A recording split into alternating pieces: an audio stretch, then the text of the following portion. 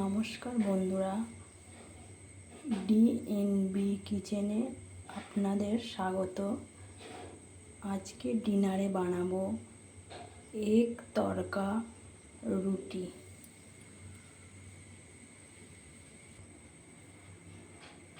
পরিমাণ মতো নুন দিলাম, অল্প অল্প জল দিয়ে আটাটাকে মাখতে হবে। আটার ডোটাকে মাখিয়ে রেখে দিলাম।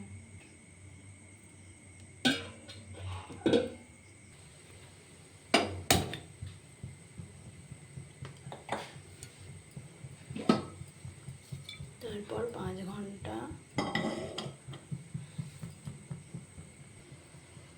ঘন্টা তরকার ডাল ভিজিয়ে রাখছিলাম।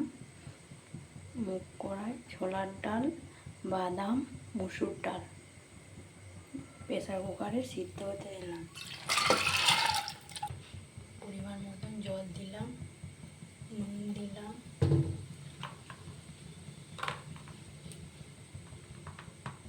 এক চামচ হলুদ গুঁড়ো দিলাম।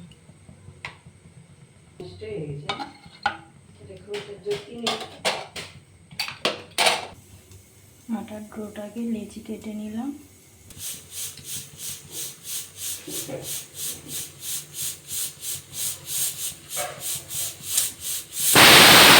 কুকারে 2টো সিটি মেরে নিলাম।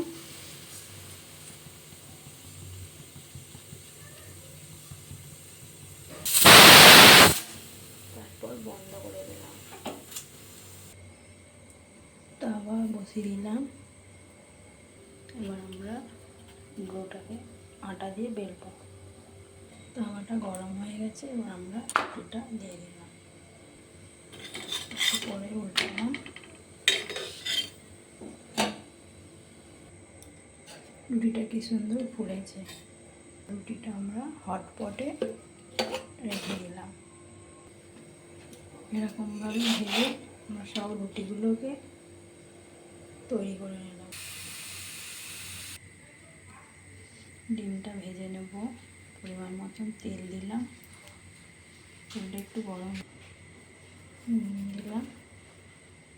ডিমটাকে ফেটে নিলাম, দিয়ে দিলাম।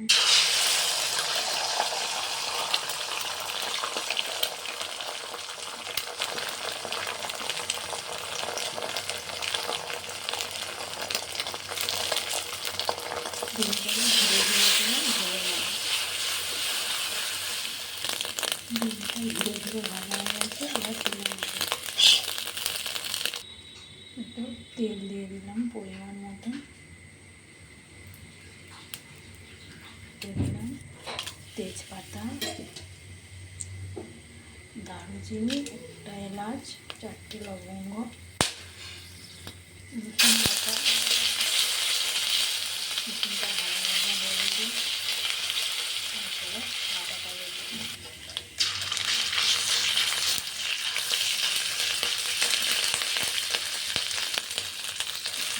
পেঁয়াজটা দিয়ে দিলাম। পেঁয়াজটা বাদামি রঙ হয়ে গেছে। এরপর কাঁচা লঙ্কা দিয়ে দিলাম। পেঁয়াজটা কমিয়ে রেখে 1 চামচ হলুদ গুঁড়ো দিয়ে দিলাম। 1 চামচ কাশ্মীরি লঙ্কা গুঁড়ো দিয়ে দিলাম। টমেটো কুচি দিয়ে দিলাম।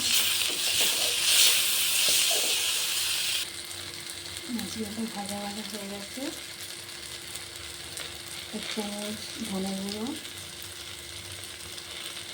1 চামচ জিরে গুঁড়ো দিলাম। এরপর দিয়ে দেবো ধনে পাতা। কুকারে ডালটা সিদ্ধ করতে দিয়েছিলাম। কি সুন্দর সিদ্ধ হয়ে গেছে দেখুন।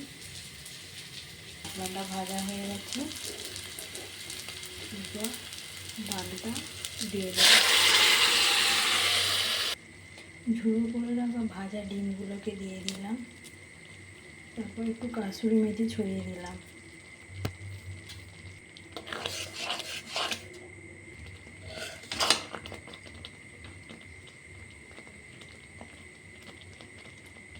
এগ তড়কা তৈরি হয়ে গেল।